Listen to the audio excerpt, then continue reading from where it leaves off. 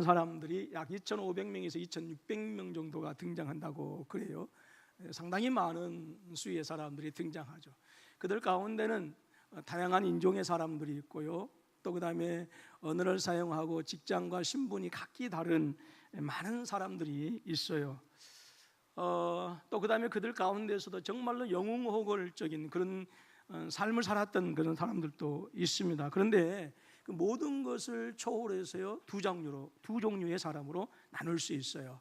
한 종류는 하나님의 마음에 드는 사람인가, 아니면 다른 사람들은 하나님의 마음에 들지 않는 사람인가, 이 두 가지로 나눌 수가 있습니다. 교회도 역시 마찬가지로 갈 수가 있어요.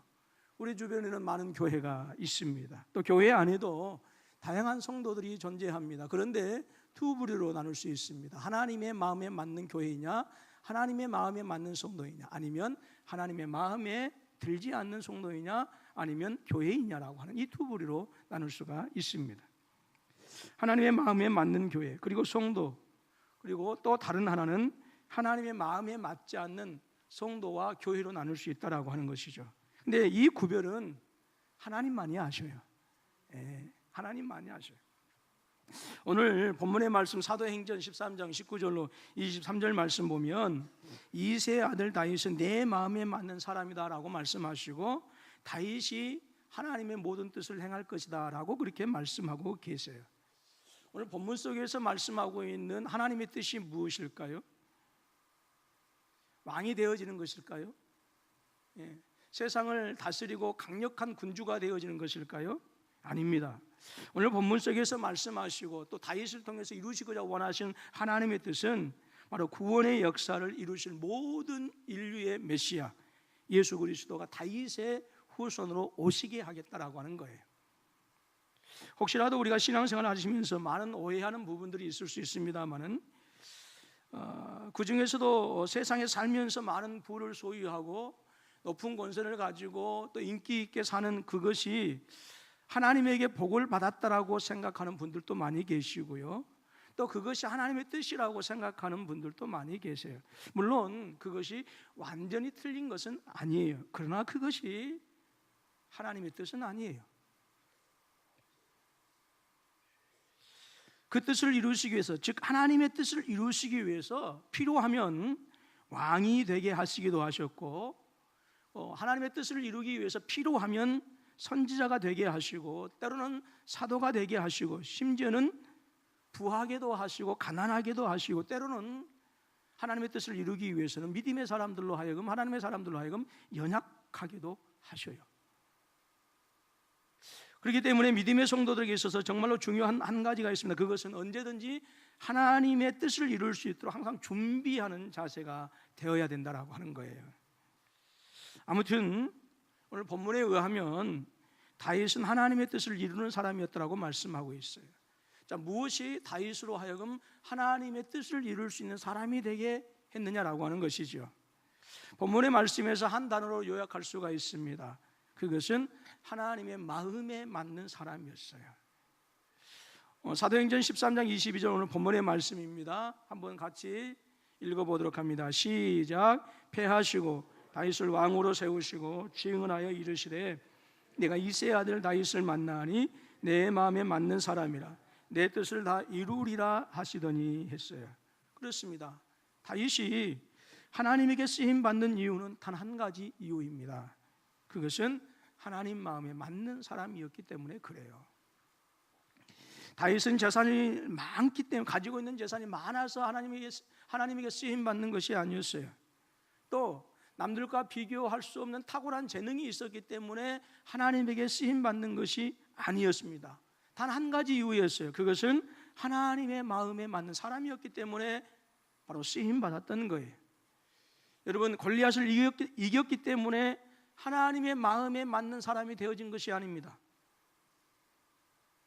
왕이 되었기 때문에 하나님의 마음에 맞는 사람이 아니었어요.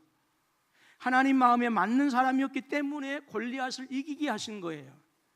그리고 하나님의 마음에 맞는 사람이었기 때문에 이스라엘의 두 번째 왕으로 세우신 것이고, 그리고 하나님의 마음에 맞는 사람이었기 때문에 다윗의 후손으로 온 세상의 메시아이신 예수 그리스도가 그의 족보에서 나오게 되어진 것입니다.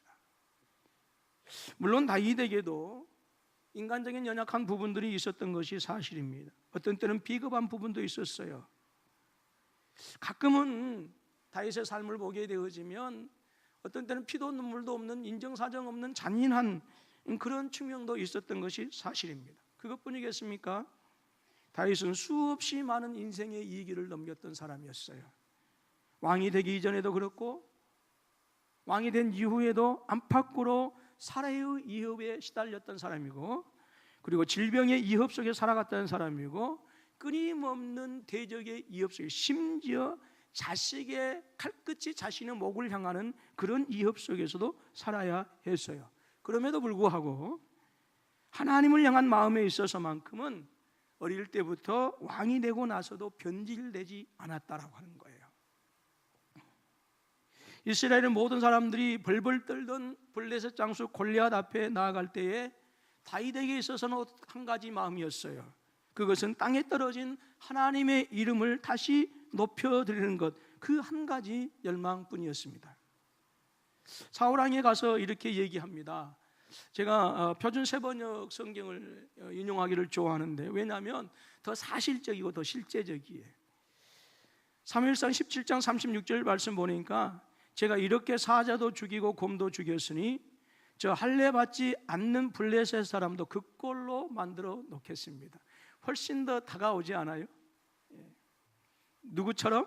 뭐처럼? 사자처럼, 곰처럼 만들어 놓겠다라고 하는 것이죠. 살아계신 하나님의 군대를 모욕하는 자를 어찌 그대로 두겠습니까?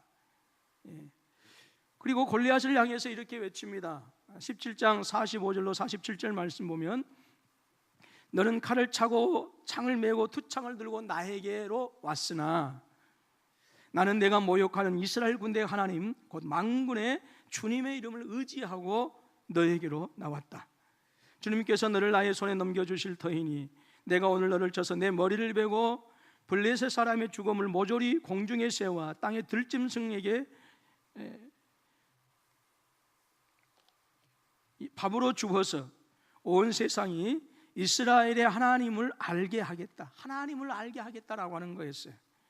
또 주님께서는 칼이나 창따위를 쓰셔서 구원하시는 것이 아니라는 것을 여기에 모인 여기 온 무리가 알게 하겠다. 전쟁에서 이기고 지는 것은 주님께 달린 것이다. 주님께서 너희를 모조리 우리 손에 넘겨주실 것이다. 골리앗 앞에 나아가면서 어린 다윗의 마음은 오직 한 가지였어요. 그것은 땅에 떨어져 버린 하나님의 영광을 높이고자 하는 거였어요. 그리고 마지막 죽음에 이르렀을 때 아들 솔로몬에게 이렇게 유언을 남깁니다. 열왕기상 2장 2절로 3절 말씀인데 우리 같이 한번 읽습니다. 시작. 가는 길로 가게 되었노니 너는 힘써 대장부가 되고 내 하나님 여호와의 명령을 지켜 그 길로 행하여 그 법률과 계명과 율례와 증거를 모세 율법에 기록된 대로 지키라. 그리하면 내가 무엇을 하든지 어디로 가든지 형통할지라 그랬어요. 자, 그렇다면 다윗이 특별히 하나님의 마음에 맞았던 그 신앙의 특징이 무엇이냐라고 하는 거예요. 다윗의 어떤 부분 때문에 하나님께서는 이새의 아들 다윗을 만나니 내 마음에 맞는 사람이었다라고 말씀하셨을까라고 하는 거예요. 열왕기상 14장 8절 말씀 보니까 하나님께서는 북쪽 이스라엘의 첫 번째 왕이었던 여로보암에게 가셔서 이렇게 말씀하십니다. 나라를 다윗의 집에서 찢어내어 내게 주었거늘 너는 내 종 다윗이 내 명령을 지켜 전심으로 나를 따르며 나 보기에 정직한 일만 행하였음과 같이 아니하고 라고 말씀하셨어요. 하나님께서는 여로보암을 세우셔서 이스라엘의 북쪽 나라의 지도자로 주셨어요. 그런데 하나님께서 그가 다윗처럼 전심으로 하나님을 쫓을 것을 따를 것을 기대하셨지만 그런 우상 숭배자가 되어지고 말았어요. 그래서 그를 책망하면서 하시는 말씀이 너는 다윗처럼 전심으로 하나님을 찾지 않았다라고 하는 거예요. 이게 무슨 말이에요? 다윗의 신앙은 전심으로 하나님을 따랐다라고 하는 거예요. 이 전심으로라고 하는 말은 베콜레바보라고 하는 히브리어로 말합니다. 이 말씀의 의미는 다윗은 하나님의 말씀을 순종하고 따르는 데 있어서 all his heart, 다윗의 모든 생각과 의지의 감정을 동원해서 하나님의 말씀을 따르는 것에 온통 집중했다라고 하는 말이에요. 이게 전심으로라고 하는 말씀이에요. 여러분, 바로 이것이 다윗이 하나님의 마음에 들었던 이유입니다. 이것이 다윗으로 하여금 하나님의 뜻을 이루기 위한 영적 배경이었고, 그것이 다윗으로 하여금 탁월하게 한 강점이었다라고 하는 거예요. 이렇게 하나님을 향한 마음으로 충만한 다윗이 이스라엘 백성들을 통치하였기 때문에 당대 이스라엘은 고대 근동의 국가들 중에서 가장 탁월하고 가장 강한 민족이 될 수 있었던 거예요. 그러나 이스라엘의 첫 번째 왕이었던 사울은 달랐습니다. 왕이 되기 이전에 사울의 모습을 여러분들이 살펴보시면 정말로 아름다운 청년이었어요. 물론 이 사울에게서, 청년 사울에게서 영웅적인 기질이 보이지 않습니다. 또 왕이 될 만한, 다른 사람과 비견될 만한 특별한 왕적 재질이 보이지 않는 것이 사실이에요. 그렇지만 여러분 생각해 보십시오. 하나님께서 하나님 나라를 다스릴 이스라엘의 첫 번째 왕으로 세우실 때 아무나 세웠겠느냐라고 하는 거예요. 그만큼 사울은 왕으로 선택될 만큼 아름다운 사람이었어요. 그런데 불행하게도 이 사울은 왕이 되고 나면서부터 점차 변질되기 시작합니다. 하나님을 왕으로 섬겼던 마음이 변질되기 시작하더니 점차로 하나님을 거부하기에 이르게 되어집니다. 급기야는 권력과 물력의 마음을 빼앗기고 말았어요. 그러더니 하나님의 마음으로부터 멀어질 뿐만 아니라 오늘 말씀 보면 폐하여지고, 즉 버림받은 비극적인 삶의 주인공이 되고 말았습니다. 사울왕이 결국은 하나님께 버림받은 이유가 하나님께서 마음이 변심했기 때문에 그랬을까요? 절대로 아닙니다. 하나님을 향한 사울왕의 마음이 전심으로 향하지 못했기 때문에 하나님에 의해서 패해지고 말았다라고 하는 거예요. 다윗의 뒤를 이어서 왕이 되어졌던 다윗의 아들 솔로몬 역시 마찬가지였어요. 안타깝게도 아버지의 길을 따라가는 것이 아니고 사울왕의 뒤를 따라갔어요. 처음에 젊어서 왕이 되어져서는 정말로 하나님을 향한 솔로몬 임금의 마음은 지극히 순전하고 온전하였어요. 여러분, 믿는 사람이든지 믿지 않는 사람이든지 간에 지혜를 얘기하게 되어지면 솔로몬을 얘기하고, 솔로몬 하면 가장 먼저 떠오르는 단어가 지혜입니다. 이 지혜는 어디에서 비롯되어졌을까요? 하나님을 온전히 쫓는, 하나님을 향한 전심의 마음, 그 마음에서 비롯이 되어졌어요. 그러나 하나님을 향했던 솔로몬 임금의 마음은 점점 사치에 빠져들게 되어집니다. 향락에 빠져들게 되어집니다. 세상의 부와 권력을 통해서 부패되어지기 시작하더니 마침내 하나님으로부터 그 마음이 멀어지고 말았던 거예요. 하나님은 솔로몬의 꿈에 2번씩이나 나타나셨어요. 그래서 하나님을 떠나버리고 있는 그 솔로몬의 마음을 돌이키기 위해서 2번씩이나 나타나셔서 네가 전심으로, 아버지처럼 전심으로 나를 쫓으라 권면하시고 경고하셨어요. 거기에 대해서 열왕기 기자는 이렇게 증거합니다. 열왕기상 11장 9절로 11절 말씀인데요, 제가 읽어드립니다. 이와 같이 솔로몬의 마음이 주 이스라엘의 하나님을 떠났으므로 주님께서 솔로몬에게 진노하셨다. 주님께서는 2번씩이나 솔로몬에게 나타나셔서 다른 신들을 따라가지 말라고 당부하셨지만 솔로몬은 주님께서 하신 말씀에 순종하지 않았다. 그러므로 주님께서 솔로몬에게 이렇게 말씀하셨다. 내가 이러한 일을 하였고 내 언약과 내가 너에게 명령한 내 법규를 지키지 아니하였으니 내가 반드시 내게서 왕국을 떼어서 내 신하에게 주겠다라고. 솔로몬은 그 지혜와 재능이 당대의 어느 누구하고 비교할 수 없을 정도로 탁월하고 뛰어났던 사람이었어요. 그래서 열왕기상 10장 23절 말씀 보니까 솔로몬 왕의 재산과 지혜가 세상의 그 어느 왕보다 큰지라라고 했어요. 당대 어느 왕, 당대 어느 현자, 당대 어느 철학가 사상가보다도 탁월하고 뛰어났다라고 하는 거예요. 그러나 솔로몬 임금의 마음이 하나님을 떠나게 되어졌을 때에 그네의 나라는 어떻게 되었어요? 우상의 제국이 되고 말았어요. 두 쪽으로 나뉘어졌습니다. 그래서 여러분, 이스라엘 역사의 비극을 제공하는 가장 결정적인 역할을 누가 했느냐? 솔로몬 임금이었어요.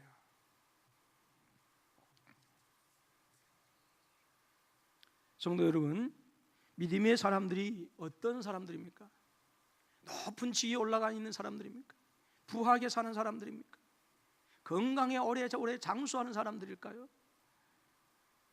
무엇 하나 아쉬운 것이 없이 살아가는 사람들이 믿음의 사람들일까요? 여러분, 믿음의 사람들은 이 세상에서 살아갈 때에 오직 하나님의 뜻을 이루기 위해서 살아가는 사람들이 믿음의 사람들이에요. 그 사람들이 하나님의 백성들이에요. 얼마나 잘 먹고 얼마나 잘 누리고 사느냐라, 이게 중요한 게 아니에요. 우리가 살아가면서 하나님의 뜻을 이루면서 살아가느냐 그렇지 못하느냐라고 하는 그것이 정말로 중요한 거예요. 그래서 믿음의 사람들은 잘 먹고 잘 누리고 그것을 떠나서 하나님의 뜻을 내 삶 속에서 성취하면서 살아가는 사람들, 그 사람들이 믿음의 사람들이에요. 아무리 세상에서 부족함이 없이 살고 인기와 부와 명예를 누리며 산다고 할지라도 하나님의 뜻을 이루고 살지 못한다고 한다면 우리 주님 언젠가는 다시 오실 때 그 주님 앞에 설 수밖에 없는데 우리는 그 주님 앞에서 부끄러움을 당할 수밖에 없어요. 여러분, 그 사실을 꼭 기억하십시오.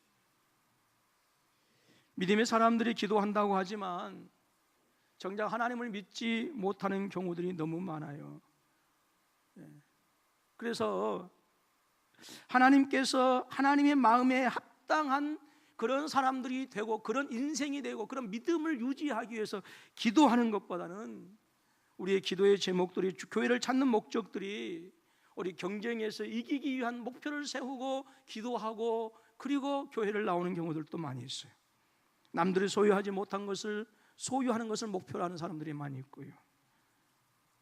남들보다 더 빨리 승진하고 남들보다 더 많은 재물을 얻고 남들보다 더 좋은 대학에 우리의 자녀들이 들어가기를 원하는, 모두가 꿈처럼 생각하는 직장에 취업했을 때만이 그것이 하나님의 뜻이라고 생각하는 부분들, 그것이 우리의 복이라고 생각하는 부분들, 혹시라도 저와 여러분들이 그렇게 생각하고 살아가신다고 한다면 여러분, 분명한 증거입니다. 우리의 마음이 온전히 전심으로 하나님을 향하지 못하고 있다고 하는 증거가 되어지는 거예요. 물론 이 모든 것들은 분명히 필요한 것들입니다. 더 빨리 승진한 것도 필요하고 더 부유한 것도 필요하고 앞서가는 것도 분명히 필요합니다.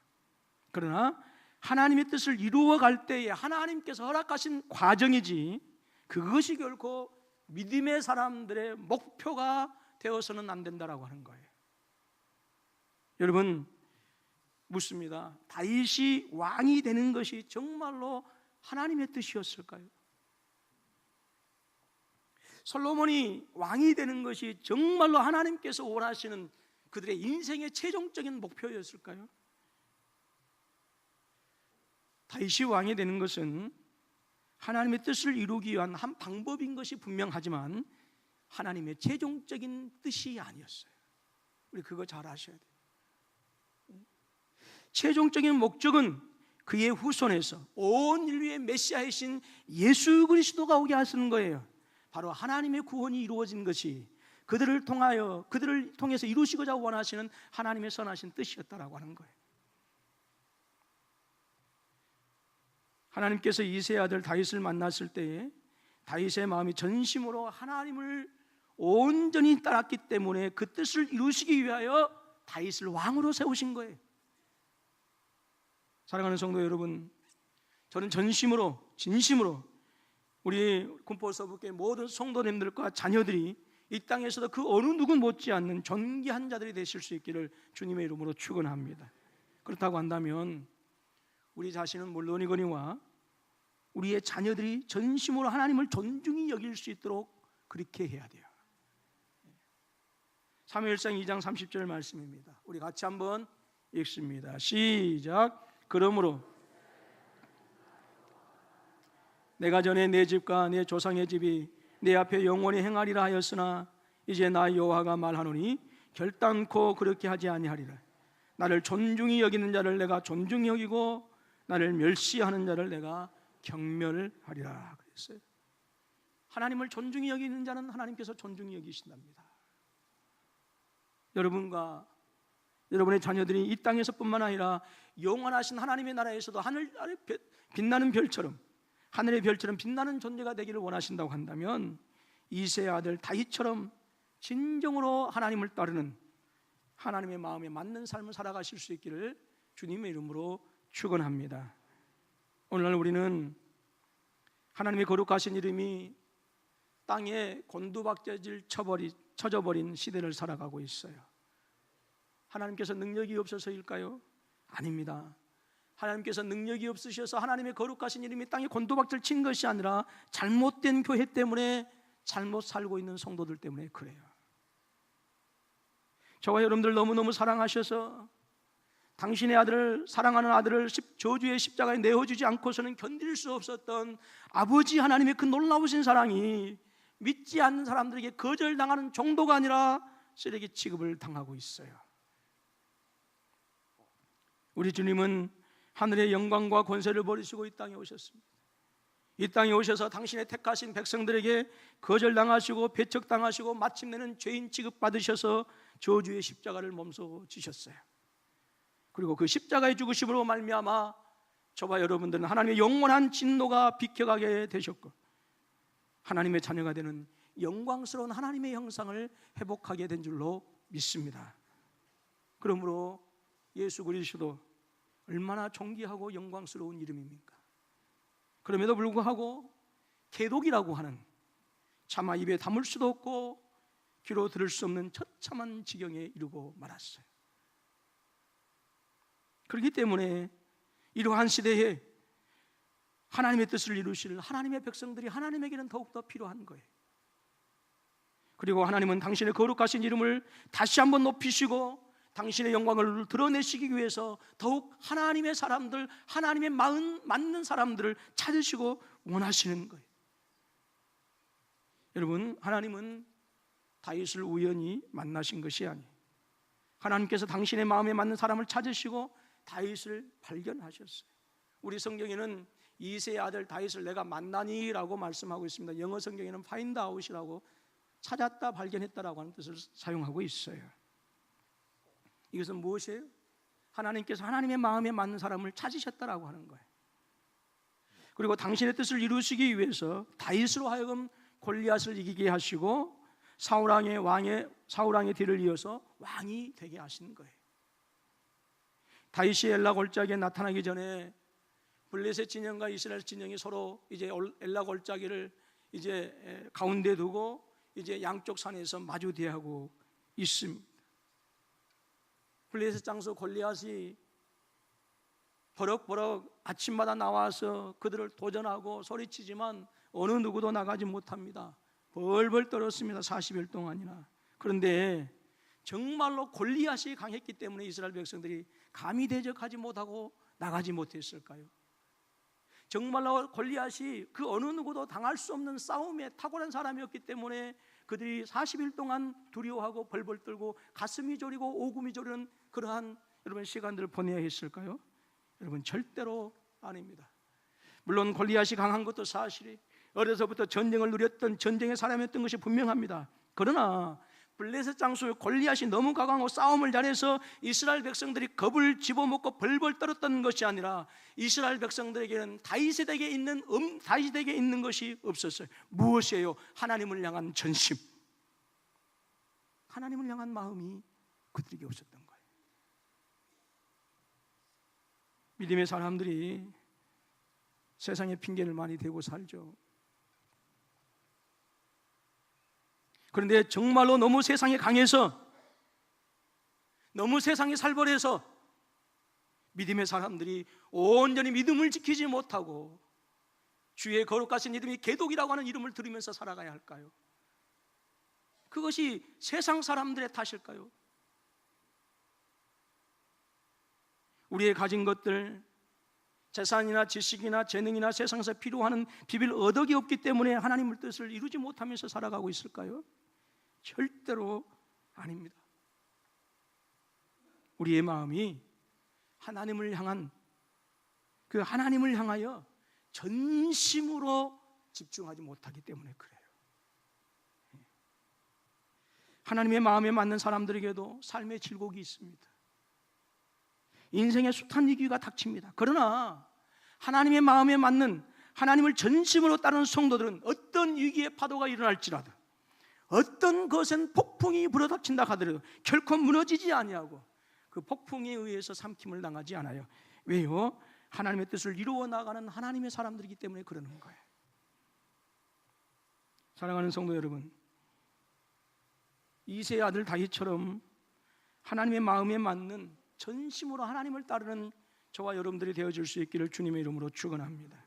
저는 우리 어른들뿐만 아니라 우리 군포서북교에 속한 모든 성도님들이 하나님의 거룩하시고 존귀하신 이름이 땅에 떨어진 것에 대해서 안타까운 마음을 가졌으면 좋겠습니다. 느헤미야가 페르시아 왕의 수를 따르는 정말로 막강한 권력과 자리에 있었지만, 얼마든지 부와 명예를 누릴 수 있었지만, 그럼에도 불구하고 고국에 들려진 소식에서 성문이 불타버리고 성문이 무너졌다라고 하는 이 소식을 듣고 수일 동안 금식하며 울었던 그 느헤미야의 심정, 그것이 저와 여러분들에게 있었으면 좋겠어요.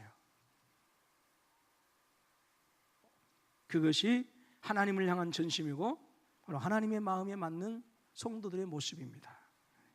예수님의 그 귀하신, 그 고귀하신 아름다운 이름이 개독이라고 하는 도저히 들을 수 없는 천박한 이름으로 세상 사람들이 부르고 있다고 하는 사실에 대해서 하나님의 마음을 적시는 성도들의 눈물이 있었으면 좋겠습니다.